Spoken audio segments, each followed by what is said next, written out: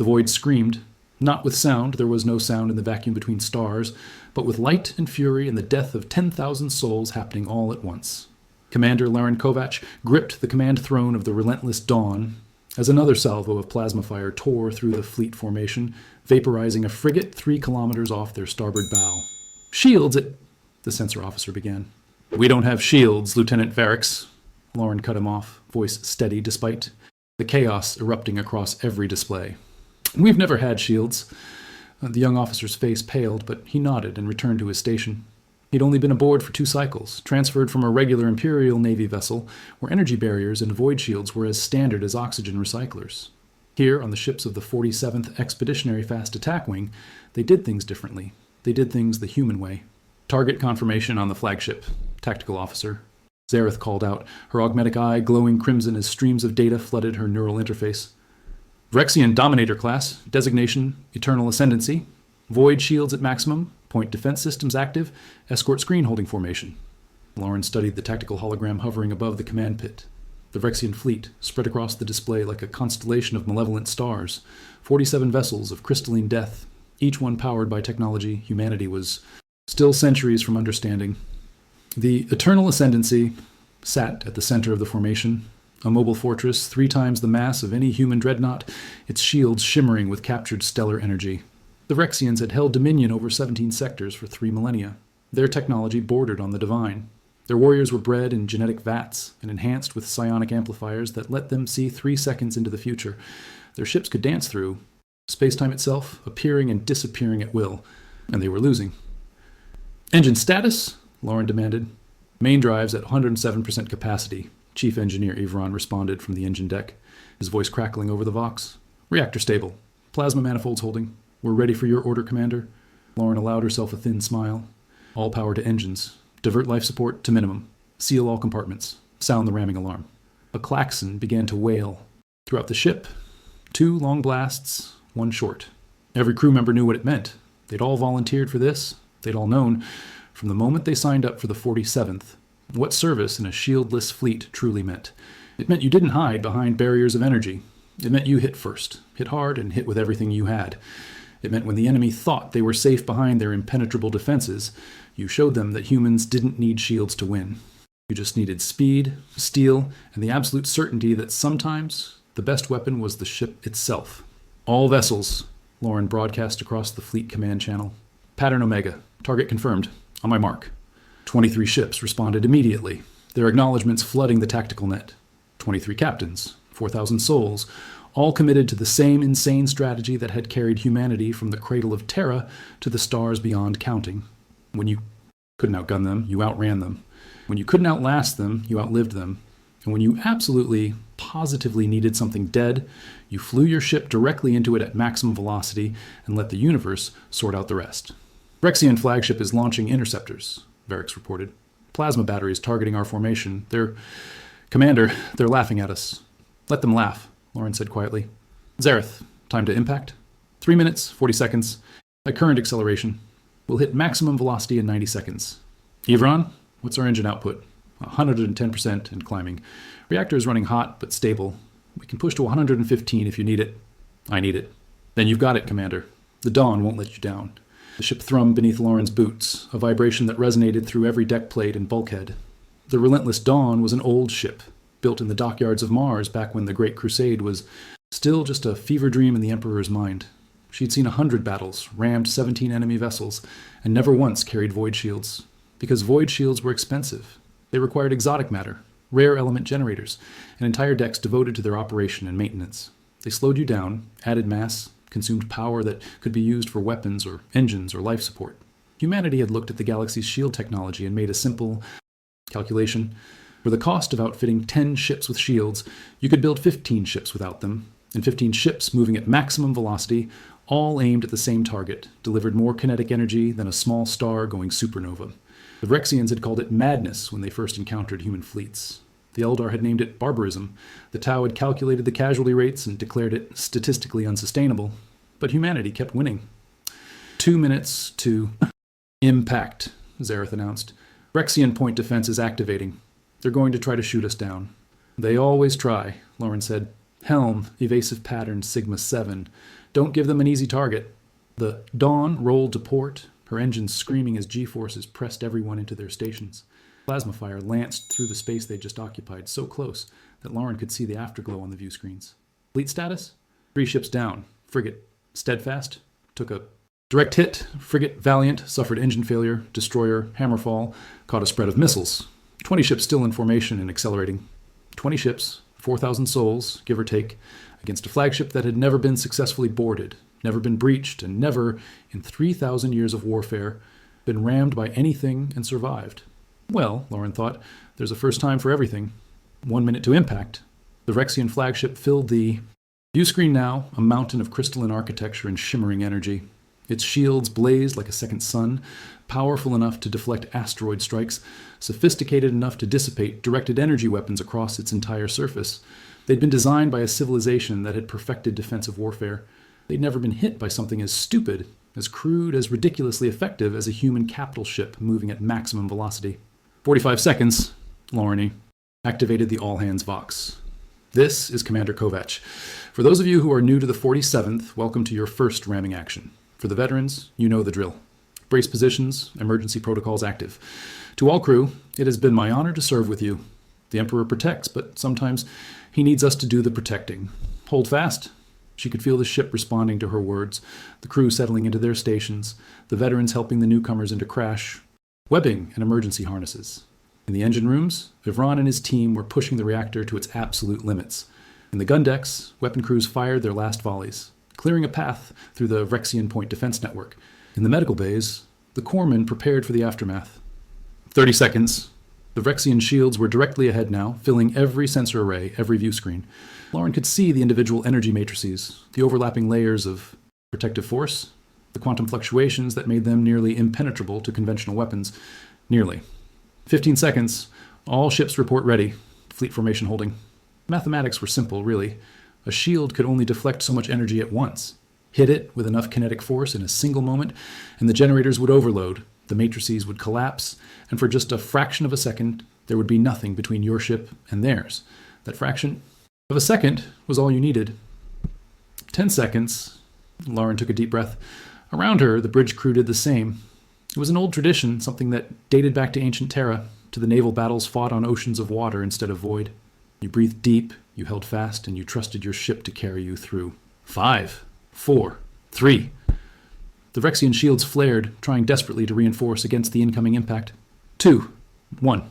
The relentless dawn struck the eternal ascendancy at 17% of light speed. For a single eternal moment, nothing existed except light and force and the fundamental laws of physics expressing themselves with absolute prejudice. The Rexian shields held for exactly 0.003 seconds before the generators catastrophically overloaded. The Dawn's reinforced prow punched through the crystalline hull like a spear through silk, her mass and velocity carrying her deep into the flagship's core. 20 other human ships hit in the same instant, each one targeting a different section of the massive vessel, each one delivering the same message. Humanity didn't need shields when they had audacity, mathematics, and the absolute willingness to turn their own ships into weapons. The eternal ascendancy broke, not gracefully, not like the elegant ships in the propaganda hollows. It broke like an egg hit with a hammer, like a crystal dropped from orbit, like every structural failure that had ever happened compressed into a single catastrophic moment. Lauren's vision went white, then red, then black. Somewhere, she could hear alarms screaming, hull plates buckling, atmospheric rushing out into vacuum. The crash webbing cut into her shoulders as the ship tumbled, spinning through space like a thrown axe. Then, gradually, sensation returned. She was alive. The dawn was alive. And when she managed to open her eyes and focus on the tactical display, she saw that the Rexian flagship was decidedly not alive. It drifted in 17 major pieces, thousands of smaller fragments, and a cloud of debris that stretched across 50 kilometers of space. Damage report, she managed to croak. Zareth pulled herself back to her station, blood running from a cut above her eye. Hull integrity at 43%. Main engines offline. Life support failing in decks 7 through 12. Casualty reports still coming in, but Commander, we're a wreck. But we're a wreck that's still here, Lauren said. Fleet status? 13 ships survived the impact. 8 are combat ineffective. 5 still have maneuvering capability. Zareth paused.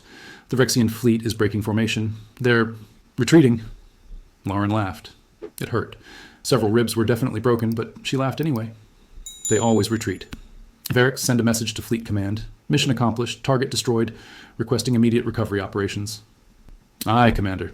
She leaned back in the command throne, watching as the surviving Vrexian vessels activated their space-time drives and vanished into wherever they went when they ran away. 47 ships when they'd started. 13 left after encountering a human fleet less than a quarter their size, because humanity had learned long ago that in space warfare, the best defense wasn't a shield. It was making sure you hit them first.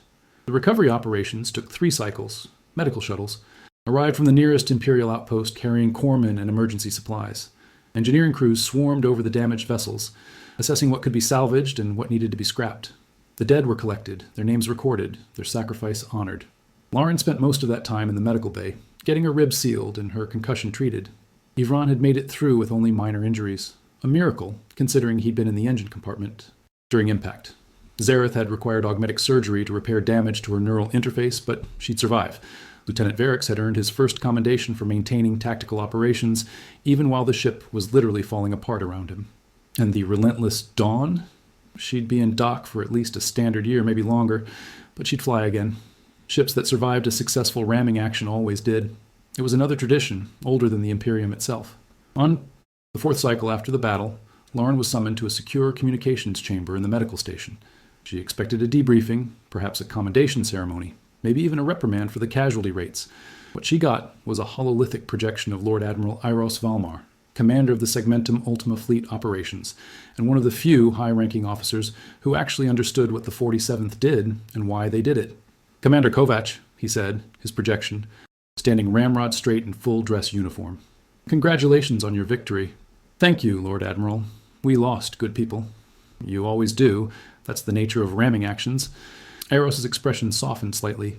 But you also eliminated the single most dangerous Rexian vessel in 3 sectors, broke their fleet strength, and sent a message that will echo across this entire region. Humanity does not back down. Lauren nodded. What's our next assignment? Direct question. I appreciate that. Eros pulled up a star chart. The Rexians are consolidating their forces near the Kronos Expanse. Intelligence suggests they're planning a massive offensive against our colony worlds. We're assembling a task force to stop them. How many ships? We're giving you whatever you want, Commander. 30 vessels? 50? You tell me what you need to hold that line. Lauren studied the chart, running calculations in her head. The Kronos Expanse was a choke point, a natural bottleneck where a smaller force could engage a larger one. Perfect ramming territory. Give me 40 ships, Lord Admiral. Fast attack vessels, heavy on the engines, light on everything else. No shields? Never shields. Eros smiled. It was the kind of smile that said he'd expected that answer. I'll have the dockyard start construction immediately. In the meantime, I'm promoting you to Commodore. The 47th needs leadership, and you've more than earned it. Sir, that's an order, Commodore, not a request. He paused. There's something else. The Mechanicus has been studying your tactics. They've developed a new ship design specifically for ramming actions. Reinforced prow, triple redundant structural integrity, engines that can push to 120% rated capacity. They're calling it the Kovac-class destroyer. Lauren felt her eyes widen. Sir, I don't deserve... History will decide what you deserve, Commodore. I'm just making sure your name is attached to the vessels that will write that history. Eros' expression grew serious. The galaxy thinks we're insane for refusing shields. The other races laugh at our tactics. But we keep winning, Kovac. We keep surviving. And eventually they'll stop laughing and start understanding. Humanity doesn't need shields because we are the weapon. Aye, sir. Good. Get yourself healed up. The Dawn will be ready in a year, and I expect you back in the void as soon as possible. Iros out. The hololithic image faded, leaving Lauren alone in the communications chamber.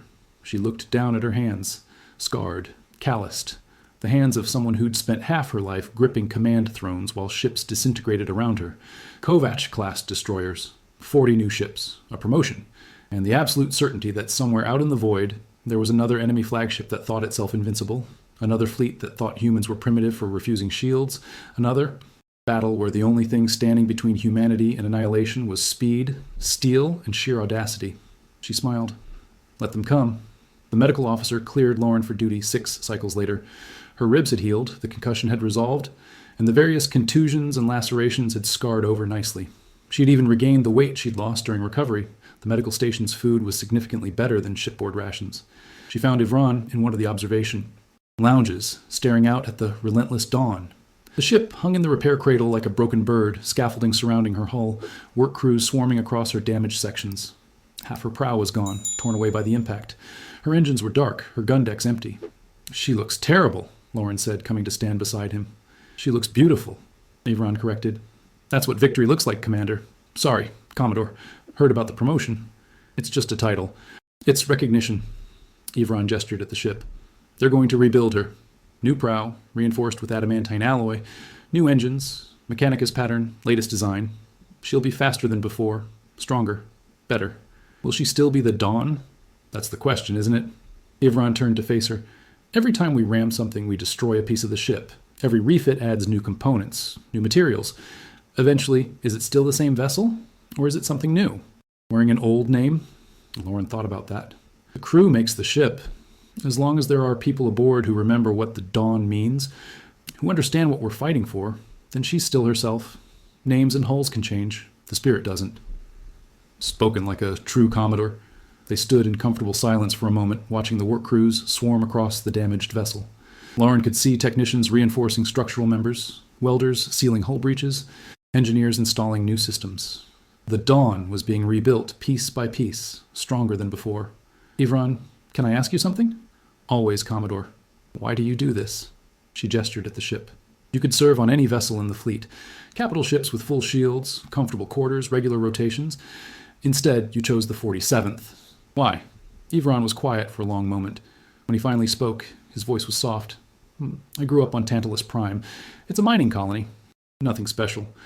When I was 7 standard years, the Vrexians attacked. Their fleet entered orbit and started glassing the cities one after another. We watched from the mine shelters, helpless, while they burned everything." He paused, his jaw tight. "Then the Imperial Navy arrived. Not a full fleet. We weren't important enough for that. Just 3 destroyers from the 47th Expeditionary. No shields, half the weapons of a standard vessel, but they came anyway. They rammed 2 Vrexian cruisers, bought enough time for transports to evacuate the survivors. One of those ships was the Dawn. Commander Falkor Vren was her captain then." Lauren remembered that name. Falkor Vren had been a legend in the 47th. 43 confirmed ramming actions before his ship finally failed to survive the 44th. His name was inscribed on the memorial wall in the 47th's headquarters, along with 10,000 others. "He saved my life," Avron continued. "Saved everyone who made it off that planet. And I remember standing in the evacuation transport, watching those 3 ships burn as they held the line and thinking, that's what courage looks like. That's what it means to be human. Not shields or superior technology or overwhelming force. Just the willingness to put yourself between the enemy and the innocent, no matter the cost." He turned to face Lauren directly. "So I joined the Navy, studied engineering, requested assignment to the 47th specifically. Because if I'm going to die in the void, and let's be honest, we all are eventually, I want it to be on a ship that means something. A ship that doesn't hide behind shields but goes directly at the enemy. A ship that says, we're humanity and we don't back down." Lauren felt something catch in her throat. "Avron, I know the casualty rates, Commodore. I know we lose more ships than shielded fleets. I know every ramming action is a gamble with our lives. But every time we survive, every time we break through those impenetrable defenses, we prove something important, that courage matters, that audacity matters, that sometimes the best weapon isn't the most sophisticated or the most expensive. It's the willingness to sacrifice everything for what you believe in." He smiled then, a genuine expression that reached his eyes. "Plus, the engineering challenges are incredible. Do you know how difficult it is to build a ship that can survive a ramming action? The structural calculations alone are—" "You're a madman," Lauren interrupted, but she was smiling too. Says the woman who just got promoted for flying her ship directly into an enemy flagship. Avron gestured at the Dawn again. "We're all mad here, Commodore. That's the point. The galaxy needs a little madness. Otherwise, how do you beat an enemy who's superior in every conventional way? You out-crazy them?" "Exactly." They watched the repairs continue, both lost in their own thoughts, somewhere. In the dockyards, Lauren knew, the first Kovac-class destroyers were being assembled. 40 new ships, purpose-built for ramming actions, each one carrying the spirit of the 47th into the void, each one crewed by volunteers who understood exactly what they were signing up for. Madness. Beautiful, necessary madness. "Avron, when the Dawn is ready, I want you as her chief engineer again." "Wouldn't have it any other way, Commodore?" "Good, because we're going to the Kronos Expanse, and I have a feeling we're going to need every bit of insane engineering brilliance you can provide." "The Kronos Expanse?" Ivron's eyes lit up. The choke point? Commodore, that's perfect ramming territory. Confined space, limited maneuverability for large vessels, natural funneling of enemy formations. I know. That's why Lord Admiral Aros is giving us 40 ships. Ivron let out a low whistle. 40 ships. Against how many Rexians? Intelligence estimates 200 vessels. Possibly more. They're consolidating everything they have for a major offensive. 200 against 40. Ivron grinned. Those poor bastards don't stand a chance. The Rexians? No, I mean us. We're all going to die gloriously. He clapped Lauren on the shoulder. But we'll take at least half their fleet with us, and that's what matters. Lauren laughed, despite herself. This was the 47th's culture in a nutshell. Acknowledging the astronomical odds while simultaneously planning too. Beat them through sheer audacity and superior mathematics. They didn't have shields, but they had something better. The absolute conviction that if you hit hard enough, fast enough, nothing could stop you. Get some rest, Ivron. We've got a year of preparation ahead, and then we're going to write another chapter in the 47th's history. Aye, Commodore. Anything else? Yes. Start designing improvements for the Kovac class. I want those ships ready to ram through anything the Rexians can throw at us. Already started, sir. Already started. The year of preparation passed in a blur of activity. The relentless Dawn emerged from the dockyards, transformed, sleeker, deadlier, her new adamantine-reinforced prow gleaming like a sword blade. Ivron's engineering team had outdone themselves, installing engine systems that could push the ship to 125% rated capacity and structural reinforcements that would let her survive impacts that would have torn her apart before. The Kovac-class destroyers began rolling out of the Martian shipyards 6 months into the rebuild. They were beautiful in their own stark way, all sharp angles and brutal efficiency, designed for a single purpose and optimized for that purpose beyond any conventional standards. No shields, minimal armor, but engines that could accelerate them to ramming speed in under 2 minutes, and prows that could punch through anything short of a planet. Lauren spent that year recruiting and training. Every captain in the new 47th had to understand the tactics, the philosophy, the absolute commitment required for ramming actions. They ran simulation after simulation, practiced formation flying until it became instinctive, studied every recorded ramming action in Imperial history to learn what worked and what failed. And slowly, carefully, they built a fleet. 40 ships, 8,000 souls, the largest concentration of shieldless vessels ever assembled in a single task force. The other admirals thought Aros was insane for approving it. The Mechanicus calculated a 78% casualty rate for the upcoming engagement. The Rexians, monitoring Imperial communications, laughed when they heard about the new fleet's composition. Lauren didn't care what anyone thought. She'd seen what ramming actions could do. She'd felt the impact, survived the aftermath, witnessed the impossible become possible through speed and steel and mathematical certainty. The galaxy could keep its shields. Humanity had something better. On the final day before departure, Lauren assembled all 40 captains in the briefing amphitheater on the naval station. These were her people now, men and women who'd volunteered for the 47th, who'd looked at the casualty rates and said yes anyway, who understood that sometimes the only way to win was to turn yourself into a weapon. She stood before them, no notes, no prepared speech, just the truth. In 3 cycles, we depart for the Kronos Expanse, she began. Intelligence reports that the Rexian fleet has grown to 217 vessels. They're planning the largest offensive against Imperial space in recorded history. If they succeed, they'll break through our defensive lines and reach 17 colony worlds, billions of lives. She let that sink in for a moment. Our orders are simple. Hold the line, prevent the Rexians from breaking through the Expanse, stop their fleet. With 40 ships, someone muttered. Yes, with 40 ships. Lauren smiled. And before any of you start calculating the odds, let me save you the trouble. They're terrible. Conventionally speaking, this is a suicide mission. We're outnumbered 5 to 1. The Rexians have superior shielding, superior weapons, and 3,000 years of military experience. She paused. But we have something they don't. We understand that space warfare isn't about shields or superior technology. It's about mathematics, physics, and the willingness to use both without hesitation. Every shield has a breaking point, every ship has structural vulnerabilities, and every fleet has a flagship that, if destroyed, will cause the entire formation to collapse. Lauren activated the hololithic display, showing the Kronos Expanse, a narrow corridor of relatively stable space, surrounded by violent plasma storms and unstable warp rifts. Any fleet wanting to reach the colony worlds beyond had to pass through that corridor. There was no other route. This is a natural choke point, she explained. The Rexians will have to funnel their fleet through a relatively narrow space. They can't maneuver freely, can't use their superior numbers effectively, and can't escape if things go wrong. She zoomed in on the tactical projection. We're going to use the Expanse's natural features against them. Position our ships at strategic points throughout the corridor, wait for their fleet to enter, and then collapse on them from multiple vectors simultaneously. They'll be trapped between our ramming attacks and the plasma storms. One of the captains raised her hand. Commander Velis Tor of the Kovac-class destroyer, holding unstoppable. Commodore, won't they just activate their space-time drives and escape? Not if we hit their command ships first. The Rexians use a highly centralized command structure. Take out the flagships, and the rest of the fleet loses coordination. They'll panic, break formation, and become easy targets. So it's a decapitation strike, another captain said. Ram the command vessels, cause chaos, and mop up the survivors. Exactly, but it's more than that. Lauren's expression grew serious. Every time we ram an enemy vessel, we send a message. We prove that shields aren't the ultimate defense. We demonstrate that courage and mathematics can overcome technological superiority. We show the galaxy that humanity doesn't need to hide behind barriers. We break through them. She looked across the assembled captains, meeting each person's eyes. I won't lie to you. Some of us won't survive this engagement. Some ships will be destroyed, some crews will be lost.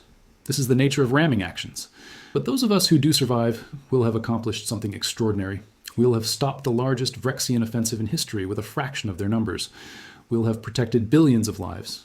And we'll have added another chapter to humanity's story. The chapter where we looked at impossible odds and said, not today. The amphitheater was silent. Then, slowly, one captain began to clap. Another joined, then another. Within moments, all 40 captains were on their feet, applauding not Lauren, but the absurd, glorious madness of what they were about to attempt. Dismissed, Lauren said. Get your crews ready. We leave at dawn. The fleet departed 3 cycles later, 40 ships accelerating, away from the naval station in perfect formation. The relentless Dawn led the way, her new engines burning bright against the void.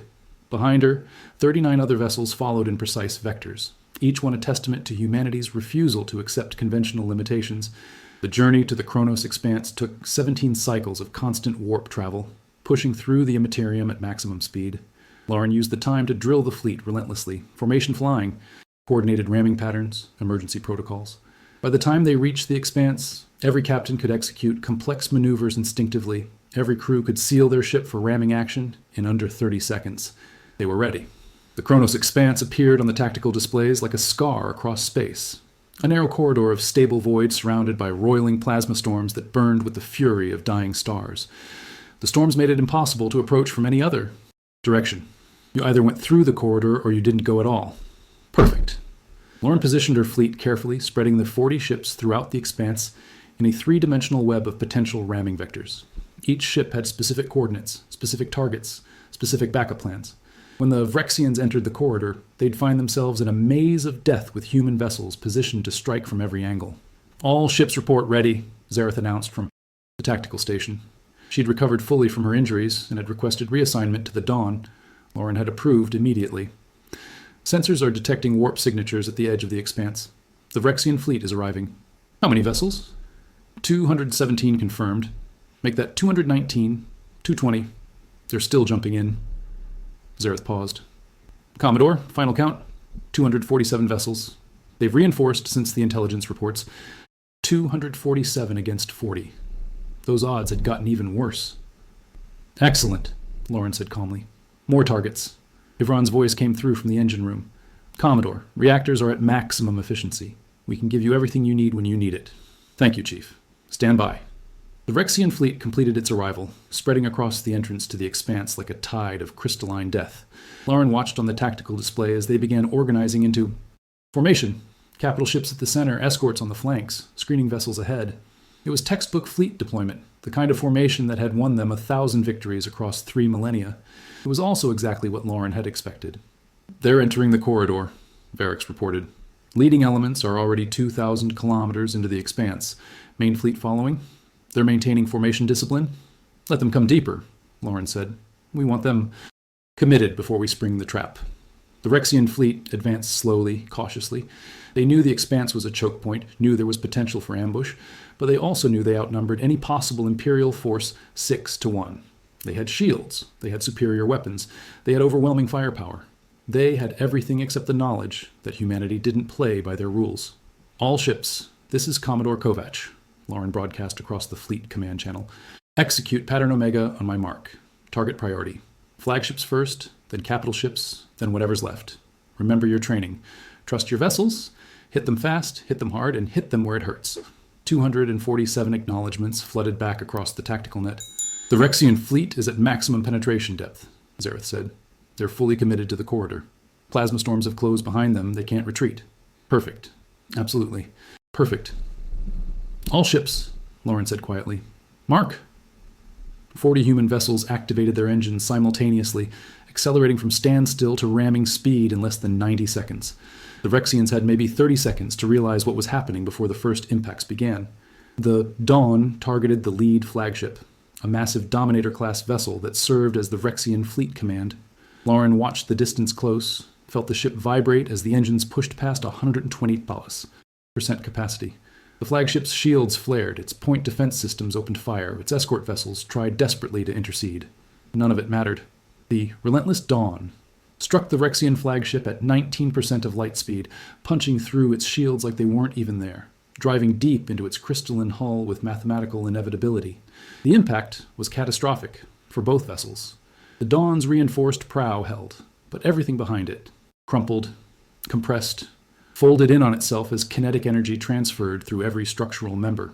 Lauren felt the command throne buckle beneath her, felt the crash webbing cut into her shoulders, felt ribs crack despite all the safety systems. The world went white, then red, then a strange flickering gray that might have been unconsciousness or might have been death. But when sensation returned, when her vision cleared and her lungs remembered how to work, she saw the flagship. Dying. Saw its crystalline structure fracturing, saw its core reactors detonating, saw it come apart in a sphere of expanding plasma that consumed 3 escort vessels. Status, she managed to croak. No response. Status, louder this time, forcing the word past damaged ribs in a throat full of blood. That Dawn is critical, someone said. Zareth? Varix? She couldn't tell. Hull integrity at 17%. Main engines offline. Life support failing across all decks. We're dead in. Space, Commodore. Fleet status? Hold on. A pause filled with the sound of groaning metal and dying systems. 31 ships still operational. 9 destroyed. Rexian casualties. Commodore, we've taken out 47 vessels. 47, including 6 flagships. Their command structure is collapsing. Lauren tried to laugh, but only managed a wet cough. 47 vessels.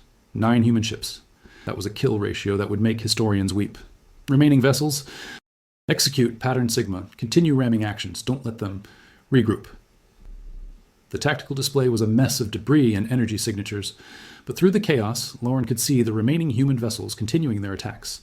Kovac-class destroyers darted through the Rexian formation, targeting command ships and capital vessels, each impact sending shock waves through the enemy fleet. The Rexians tried to respond, tried to focus their fire, but without their flagship coordination, they were individuals fighting their own battles rather than a unified force. Another wave of impacts, another cluster of Rexian ships coming apart.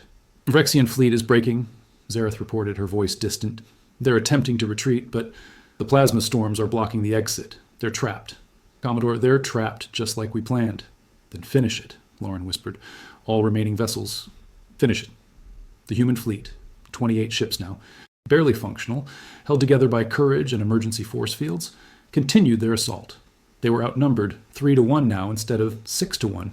The Rexians still had superior shielding, superior weapons, superior everything, except the willingness to turn their own ships into weapons, except the understanding that sometimes survival meant accepting damage, except the pure, distilled madness that let you look at a superior enemy and think, I'm going to fly directly into them and see what happens. The battle lasted another 3 hours. By the end, the Kronos expanse was a graveyard. Wreckage from both fleets drifted through the corridor, mixing with debris from destroyed vessels, creating a maze of metal and crystalline fragments. The plasma storms had claimed several damaged ships from both sides, pulling them into the burning void and consuming them entirely. But when the final count came in, when the last sensor sweep completed and the last ship confirmed its status, the numbers told an impossible story. Human fleet, 18 vessels survived, all heavily damaged. Rexian fleet, 31 vessels survived, fleeing the expanse. Out of 247 vessels, the Rexians had lost 216. Out of 40 human ships, 22 had been destroyed. It was the most decisive naval victory humanity had achieved in a century. It was also the most costly. Nearly 5,000 souls had died in those 3 hours. Their names to be added to the memorial walls, their sacrifice honored but never forgotten. Lauren sat in the shattered command throne of the relentless Dawn, listening to damage reports and casualty figures, and tried to process what they'd accomplished. The Dawn was a wreck again, worse than before. Her engines were gone, her hull was fractured in 17 places, whole sections were open to vacuum, but she'd survived. Against all probability, against every conventional calculation, she'd survived. "Commodore," Ivron's voice came through the Vox, weak but alive. "Engineering is gone. Reactor is stable but offline. We're running on emergency power only. But we did it. We actually did it." "We did," Lauren agreed. "Get yourself to medical, Chief. That's an order." "Aye, sir. Dawn out." Lauren looked at the tactical display, at the debris field that had once been the largest Rexian offensive fleet in history. Somewhere in that wreckage were the remains of 6 flagships, 41 capital ships, and 169 support vessels. And yes, somewhere in there were also 22 human ships and the souls who'd crewed them. But the colony worlds were safe. The Rexian offensive had been stopped, and humanity had proven once again that shields were optional when you had courage, mathematics, and the absolute refusal to back down. The recovery operations took 20 cycles this time. The survivors were evacuated to nearby Imperial stations, the wounded treated, the dead honored. The wrecked vessels, those that could be salvaged, were towed to dockyards for assessment. The relentless Dawn made it to dry dock, but the shipwrights took one look at her and shook their heads. "Commodore, I'm sorry," the chief shipwright told Lauren during her visit. "She's fought her last battle. The structural damage is catastrophic. We could technically rebuild her, but we'd be replacing so much that she'd effectively be a new ship with an old name." Lauren stood before the Dawn, looking up at the shattered hull, the twisted prow, the scores of patched breaches, the ship that had carried her through 17 ramming actions, that had survived against impossible odds, that had become a legend within the 47th. "Can you preserve anything?" she asked. "Any original components?" The command throne survived mostly intact. Some of the original hull plates from the aft sections, the ship's bell, the name plaque. "Then do this. Scrap the Dawn. Take every piece that can be salvaged and incorporate it into new vessels. I want every Kovac-class destroyer to carry a piece of her. She's given everything to the fleet. Let her become part of the future." The shipwright nodded slowly. That's actually beautiful, Commodore. We'll do it. The Dawn will fly again, just in a different form. And the command throne? That's going to museum, sir, along with full hololithic records of her service. The relentless Dawn deserves to be remembered. Lauren touched the shattered hull one last time, felt the cold metal beneath her palm. "Thank you, old friend. Rest well." She found Ivron and Zareth in one of the station's observation lounges, both of them staring out at the dockyards where new ships were already being constructed. The victory at Kronos Expanse had sent shockwaves through the Imperial Navy. Suddenly, every admiral wanted shieldless ramming vessels. The Mechanicus had tripled production of Kovac-class destroyers, and the 47th had gone from a marginal unit to the most celebrated fleet in the segmentum. "They're saying we changed naval warfare," Zareth said as Lauren approached, "that we've proven ramming tactics are viable on a large scale." "They'll forget," Lauren said quietly. "When the next crisis comes, when the casualty reports are published, when the families of the fallen start asking why we don't use shields like everyone else, they'll forget, and we'll go back to being the mad ones, the reckless ones, the ones who throw away lives for marginal victories." "But we'll remember," Ivron said. "The 47th will remember. And every time someone looks at those new destroyers, every time a ship carries a piece of the Dawn into battle, they'll remember that once humanity looked at impossible odds and said, 'Not today.'" They stood together, 3 survivors of the Kronos Expanse, watching the future being built. Somewhere in those dockyards, new ships were taking shape. Somewhere in the void, new threats were gathering.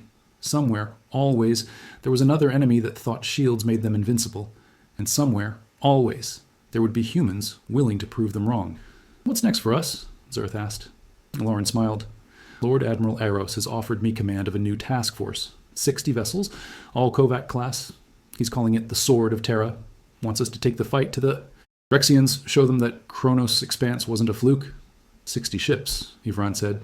That's a lot of potential ramming actions." "It is. And I need a chief engineer who understands that engines at 125% capacity is just the beginning." "I'm in. And a tactical officer who can coordinate 60 simultaneous ramming vectors while the universe explodes around her." "Wouldn't miss it," Zareth said. "Then we're agreed. New fleet, new mission, same old tactics." Lauren raised an imaginary glass. "To the relentless Dawn. May she fly forever in the ships that carry her forward." "To the Dawn," they echoed. And in the dockyards, in the void, across 1,000 worlds where humans looked up at the stars and wondered what lay beyond. The spirit of that shattered ship lived on, not in memorial halls or hololithic records, but in every vessel that launched without shields, every crew that volunteered for ramming duty, every captain who looked at the mathematics of space warfare and saw not limitations, but opportunities. The Rexians would come again, the Eldar would scheme, the Tau would calculate. The 1,000 other species in the galaxy would look at humanity and see primitive barbarians who refused to embrace proper defensive doctrine.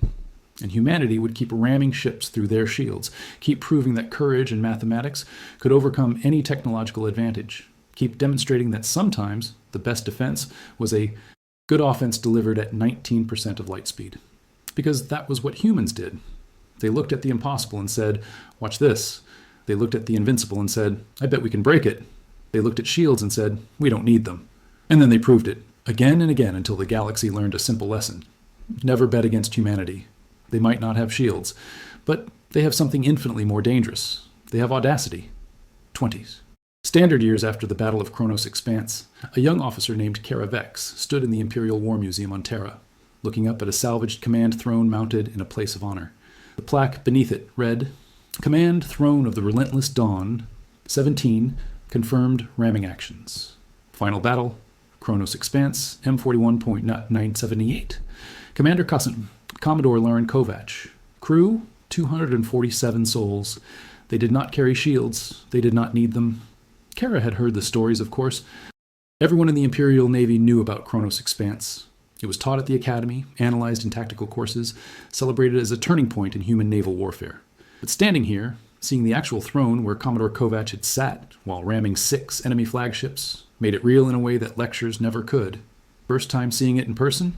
a voice asked. Kara turned to see an older woman in civilian clothes, though the way she carried herself screamed, "Navy." "Veteran." "Yes, ma'am. I'm shipping out to the 47th next cycle. Tactical officer on the Dawn's Legacy." The woman smiled. "Kovac class?" "Yes, ma'am. Latest production run. Triple reinforced prow, engines rated for 130% capacity. And no shields. Never shields." "Good." The woman extended her hand. "Commodore Zareth Vel, retired. I was tactical officer on the original Dawn. Served with Lauren Kovac at Kronos Expanse." Kara's eyes widened. "You were there? You survived the ramming of the Rexian flagship?" "Survived 3 ramming actions that day, actually. The flagship, then a heavy cruiser, then a final desperate run at an escort carrier." Zareth looked up at the command throne. "That chair saved my life twice. The crash webbing held when everything else failed." "What was it like, the battle?" Zareth was quiet for a long moment. "Terrifying, exhilarating. The most intense 3 hours of my life. We knew the odds, 6-1 against us, facing a fleet that had never been defeated. But we also knew something the Rexians didn't. Shields can be broken, armor can be pierced. And if you hit something hard enough, fast enough, with enough conviction, nothing can stop you. Did you ever doubt? Did you ever think we couldn't win?" "Every moment of every day," Zareth admitted. "But that's not the point. Courage isn't the absence of fear. It's acting despite the fear. We were terrified, all of us. But we went anyway, because the alternative was letting the Rexians through, was letting billions die, was proving that shields were the ultimate defense and humans couldn't compete." She gestured at the throne. "Lauren used to say that every time we rammed an enemy vessel, we were teaching the galaxy a lesson. We were showing them that humanity doesn't need technological superiority to win. We just need the willingness to risk everything, the mathematics to make it work, and the absolute conviction that we will not back down. Is that why you served in the 47th? For the lesson?" "No," Zareth said softly. "I served in the 47th because I believed in what we were doing, because I looked at those shieldless ships and saw not weakness, but strength. The strength to say, this is who we are and we won't apologize for it. Because I wanted to be part of something that mattered, something that would be remembered long after I was dust." She looked directly at Kara. "You're joining the Dawn's Legacy? That's a good ship, good crew. Your captain is Commander Iros, grandson of the Lord Admiral who approved the Kronos offensive. He understands what the 47th stands for." "I know. That's why I requested the posting.